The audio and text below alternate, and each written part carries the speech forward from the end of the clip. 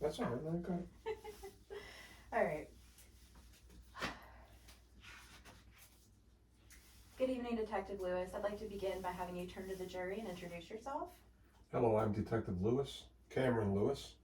Could you also please spell out your last name for the record? Lewis. Let's begin by giving the jury some information about your background, Detective Lewis. What is your profession? I'm a detective for the Frederick County Sheriff's Office. And how long have you been a detective for the Sheriff's Office? 15 years. And you have been a detective the entire time? Yes, I started as a detective due to my military background and extensive training. As a detective, how often do you work on homicide cases? Agency-wide, we have 4 to 5 homicides a week. I personally lead on about 10 to 12 homicides a year. I also assist other lead detectives. And how many total homicide investigations have you worked? 250. Have you received any special training from the Sheriff's Office? It's more of a learn by doing atmosphere. You could say I receive on-the-job training. I've become an expert at recognizing blood splatter and the meaning in the patterns, identifying the weapon used based on the blood splatter, and the proximity of the victim to the killer at the time of death. I'm also trained to identify weapons based on shape, color, and shell casings. You mentioned you were able to start as a detective because of your background and training. What did you do before joining the Sheriff's Office? I was in the military. I served in the Navy as a member of the military police. Thank you for your service, Detective Lewis. What was your rank as a member of the military police? I was a colonel. What type of training do members of the military police receive? We start with 10 weeks of basic training. That's the boot camp that all the military recruits go through. Then we have 20 weeks of one station unit training. That is for MPs in general. The role with the Navy requires an additional 9 weeks of training at what we call A school, where we learn about anti-terrorism techniques, armed security post-standing techniques, crime prevention, military and civil law, communications, first aid, firearms deployment, and physical restraint techniques. Did you receive any other training as a member of the military police? There's always on-the-job training. It's a constant learning experience. The longer you serve, the more you learn, and I was there 20 years. You mentioned training in ballistics and firearm deployment. I'd like you to tell us more about that. Could you please start by explaining to the jury what ballistics is? Of course, ballistics is just a scientific term for the study of projectiles and firearms. We study the effects of a bullet, cartridge, or gun being fired. And what is firearms deployment training? As service members, we are trained to safely handle, clean, and fire a variety of weapons. To pass the course, we have to qualify or hit a designated target a certain number of times. We do this with an M9 pistol, an M16 rifle, and a Mossberg 500 shotgun. What is a Mossberg 500 chambered in? It's a 12-gauge shotgun. And what did your firearms safety training entail? Safe storage, how to clean, dismantle, and reassemble, loading and unloading, not sweeping the muzzle, always treating the gun as if it is loaded, knowing what is behind your target, and hearing safety, as well as when and how to use hearing protection. Your Honor, at this time the state moves to tender Detective Lewis as an expert in ballistics and firearms. Gonna assume she said so tendered. Detective Lewis, you mentioned training in hearing safety and hearing protection. Could you please explain to the jury what you mean by that? Sure, hearing protection is just safety equipment used to protect your hearing. Usually earplugs or earmuffs. Guns are obviously very loud, so you usually have to wear hearing protection to protect your ears from damage. And how do you know when your hearing is being damaged? Well, OSHA is a government agency that gives safety guidelines. According to OSHA, pain begins at 140 decibels, and they recommend hearing protection be used that sounds louder than 85 to 90 decibels. Your Honor, may I approach the witness with an exhibit? I'm showing you to opposing counsel. I assume she said yes, she may. Detective Lewis, I'm showing you what has been pre-marked as State's Exhibit S for identification. Detective Lewis, can you explain to the jury what you're looking at? It appears to be an OSHA publication of a chart showing examples of noise of various decibel levels. Have you ever seen an OSHA chart like this before? Yes, it is a common part of basic training and especially safety training for hearing protection. And is this chart the same or substantially similar to other OSHA charts and OSHA hearing charts that you've viewed? Yes, it is. Your Honor, the state moves to admit into evidence what has been pre-marked for identification as State's Exhibit S, as State's Exhibit 19. May the record reflect that I am presenting the exhibit to opposing counsel for inspection. Gonna assume there's no objections from opposing counsel. Detective Lewis, would interacting with State's Exhibit 19 assist you in your testimony today? Yes, it would. Your Honor, the witness has indicated that interacting with State's Exhibit 19 would assist him in his testimony today. May he step down and interact with the exhibit? I assume she said yes, she may. Detective Lewis, if you could stand over here.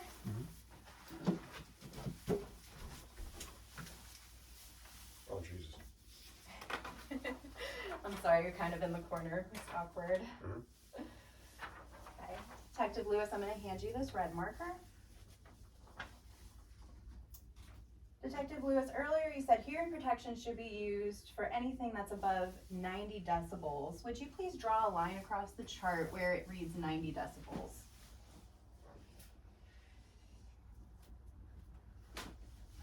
If you could just try to make it really bold so it's easy for the jury to see where the 90 mark is. Perfect, thank you so much. Let the record show that Detective Lewis has drawn a horizontal line midway through the chart where it's marked 90 decibels and begins to turn orange. Detective, what are some of the examples of sounds that are in the 90 decibel range? A belt sander or a lawnmower? Thank you. And Detective, you said sound becomes painful at 140 decibels. Could you please draw a line through the chart where the 140 decibels range is?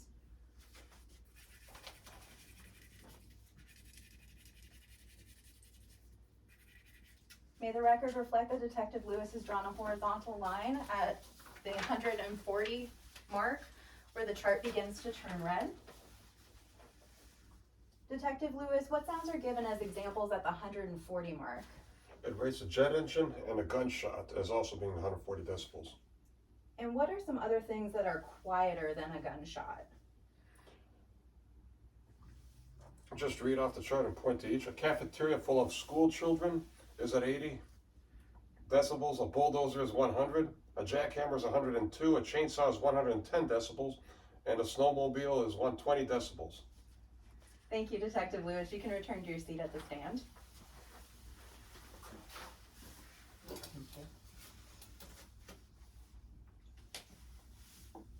Your Honor, the state moves to preserve Exhibit 19 for closing. Assume she said okay. Detective, I'd like to move on now to what happened the night that Taylor Gray was murdered. Do you remember that morning? Yes, I do. What day was it? February 21, 2016. And how did you end up at the crime scene? A 911 call came in around 6 a.m. The caller said that their spouse was dead. I responded as a detective on duty that night.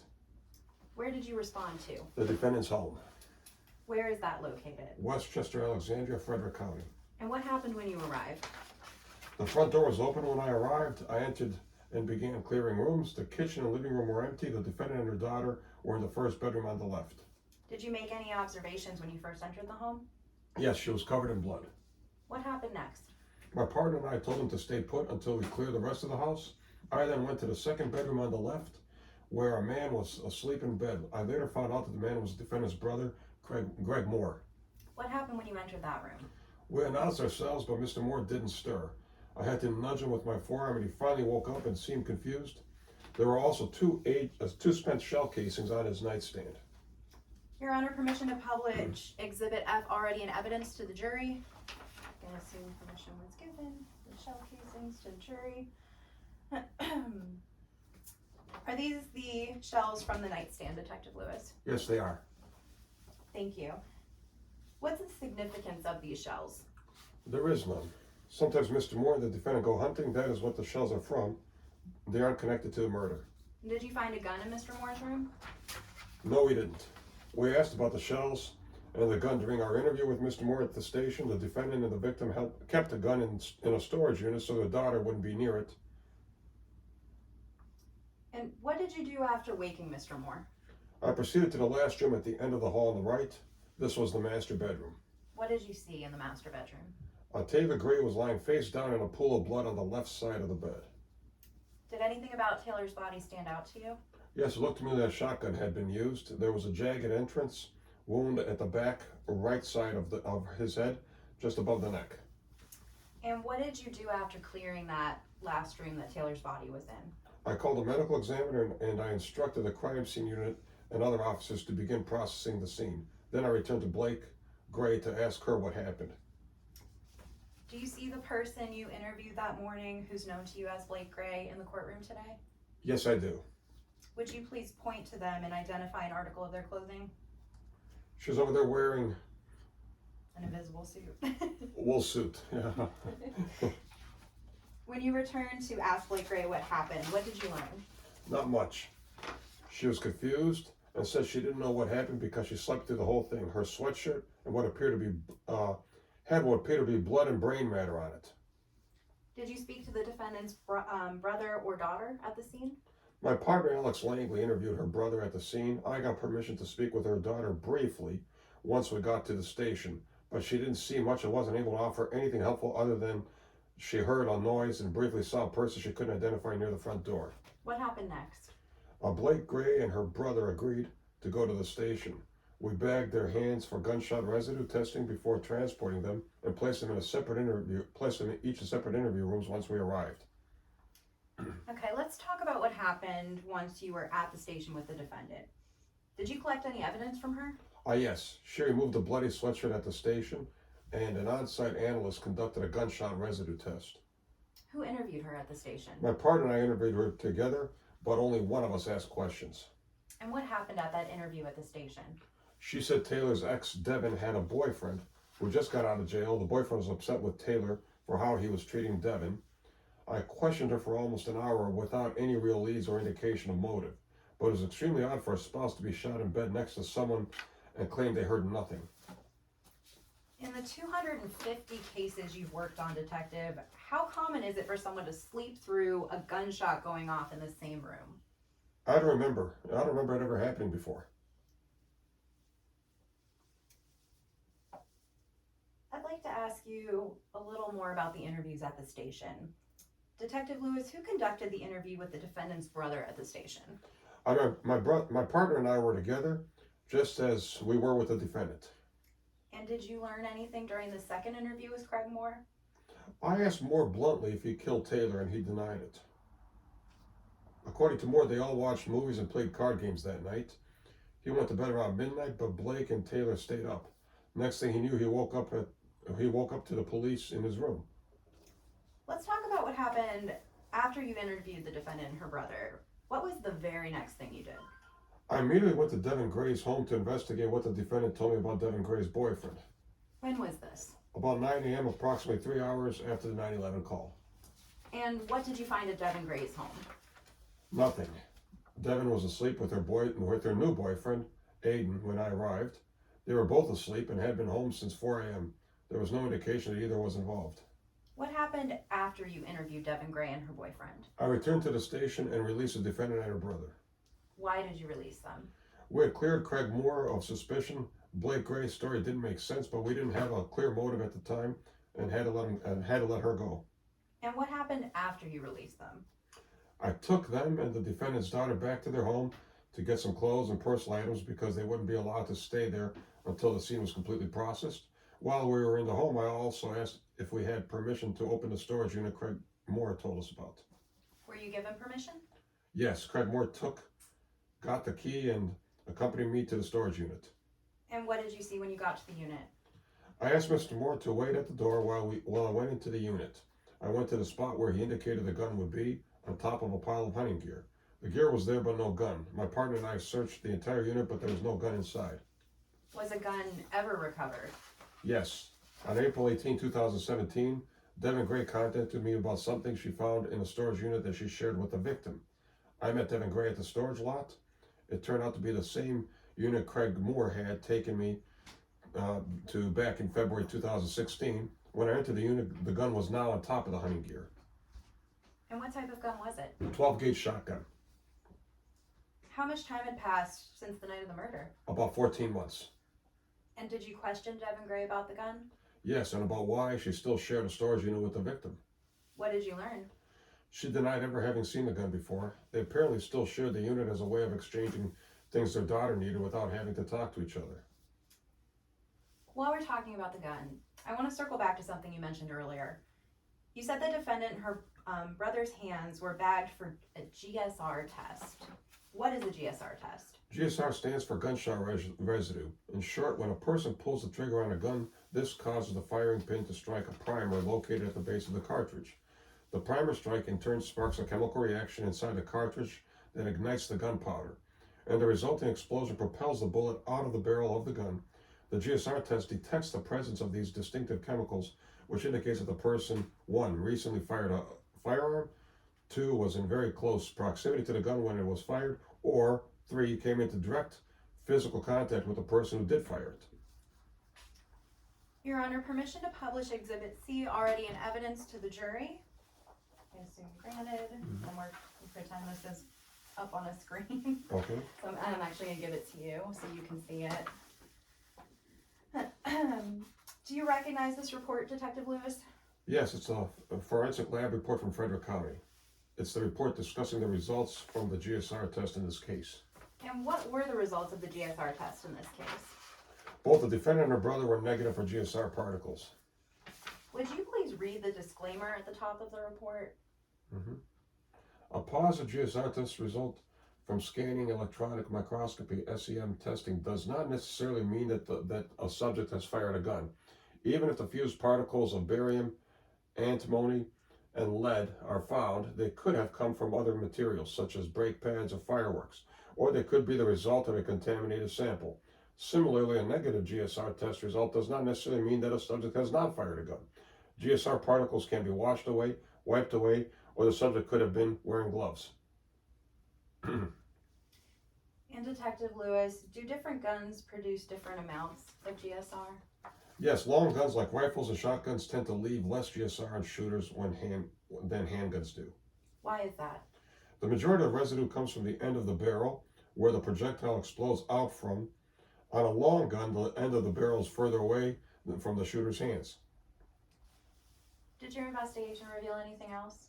Yes, I received a call from a life insurance company on January 10, 2017 about an unclaimed policy for Taylor Gray for $400,000. Your Honor, permission to approach the defendant with an exhibit, or the detective with an exhibit, I'm sorry. Showing opposing counsel. I'm assuming I'm allowed to show you this. May the record reflect that I'm showing the detective exhibit N. Detective Lewis, do you recognize this? Yes, it's the life insurance policy the insurance company contacted me about. Your Honor, the state moves to admit Exhibit N into evidence. May the record show that I am presenting the exhibit to opposing counsel for inspection.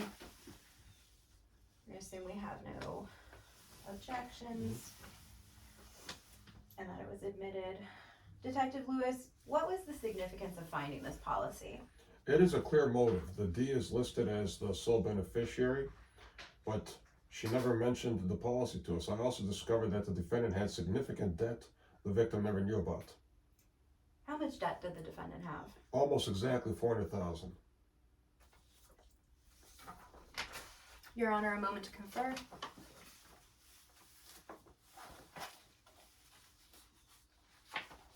Your Honor, the state has no further questions and passes the witness. Yay. The D, Jesus Christ, I did. Sorry. No, it's not your fault. I did the same thing. All done?